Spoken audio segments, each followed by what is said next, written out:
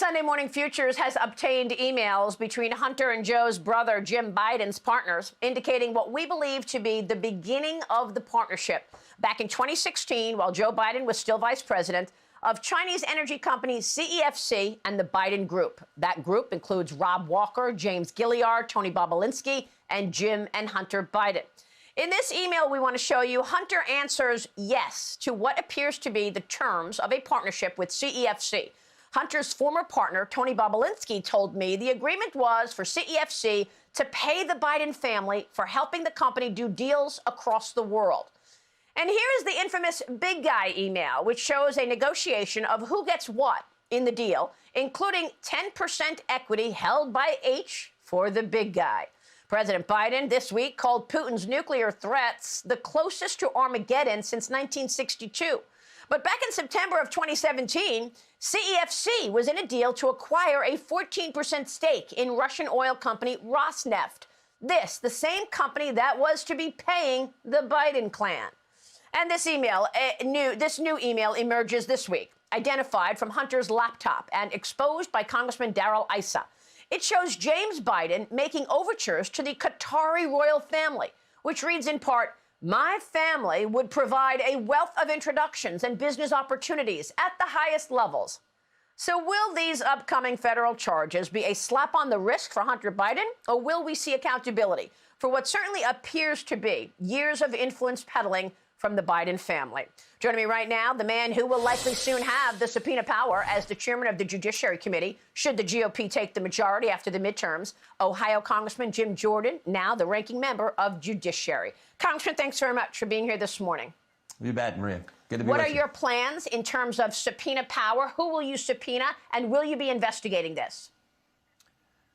Yeah, I think the Hunter Biden story will primarily be done out of the Oversight Committee under if in fact the American people put us in the majority, it will be done under the leadership of then Chairman Comer in the Oversight Committee. But yeah, we need to do this. I think the real question is, though, is what's the FBI really going to do? I mean, the American people have common sense. They see the facts. They see that there was a laptop. There was the eyewitness. There was the emails. There are all these suspicious activity reports. There's now this email that Congressman Issa has brought forward. So the facts are already there. The real question is, will the FBI hold people accountable?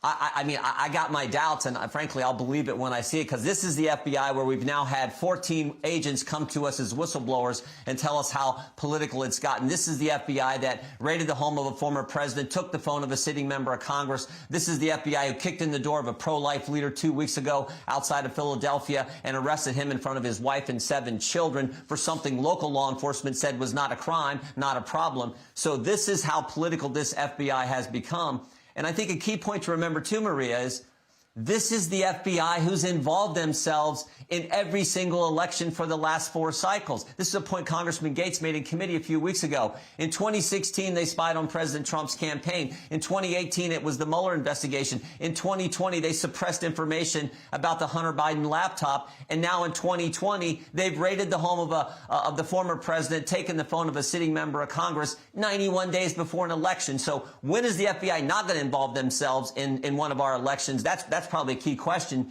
So that to me is the real concern. We're going to do everything we can to hold these folks accountable. And if we have the majority, bring them in front of Congress, do the depositions that need to be done so we can get the facts. So in other words, you'll subpoena Christopher Wray?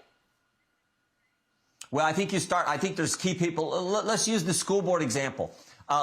We know that the School Board Association last fall was communicating with the White House, the Justice Department, and the Department of Education before they ever sent the letter that said, let's use counterterrorism measures against moms and dads. We want to know who they were talking to. We'd like to know, were there folks at the White House who said, oh, in that letter you're going to send to us as a pretext for us to send this memorandum, in that letter, go ahead and put the language about the Patriot Act and using counterterrorism measures against parents. Did the White House suggest that language go in there? Did they tell them to put it in? Did they? I mean, those are key questions we need to get. So yeah, there's all kinds of folks we need to bring in for depositions, and then hopefully including all the way up to the FBI director himself.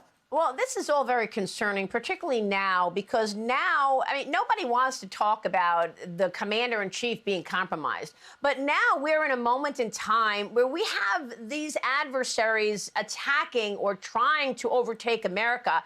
And you've got a war on Ukraine. Hunter Biden was on the board of Burisma, making millions of dollars overall. Yeah. Then you've got Russia.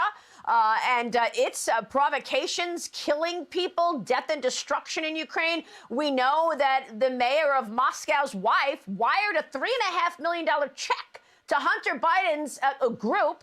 And, of course, the Chinese officials, the Johnson Grassley released a report on the conflicts of interest investigation. They've identified money taken in from Chinese officials. So how can we trust that the decisions that this president makes in such important situations, like the ones I've just mentioned, is not because of money or, owing these officials something?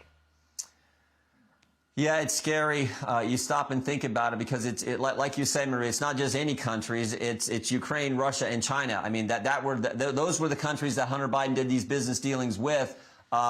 It's frightening stuff. And I think, again, it underscores why it's so important to get to the bottom of it. I do think it's important, and this is where I think Congressman Comer wants to focus the investigation, and that is on these 150 suspicious activity reports. Most people never get any, but you got this one family, happens to be a pretty darn important family in our country, has 150. So I think that's where you'll see the focus of the investigation if, in fact, in 1 month time, the American people put us in the majority.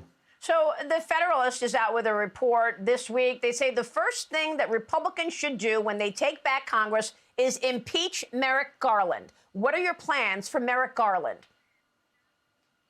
Well, they're right that we have to look real closely at the Justice Department, and I think we may have to do some major changes. There may need to be structural changes at the FBI. I mean, you may need the Washington field office has way too much power. You may need to disperse power around. There needs to be process changes. One of the things that happens is the FBI goes and interviews someone. When they interviewed Mike Flynn, they do a 302 and write things down, and then they prosecuted Michael Flynn.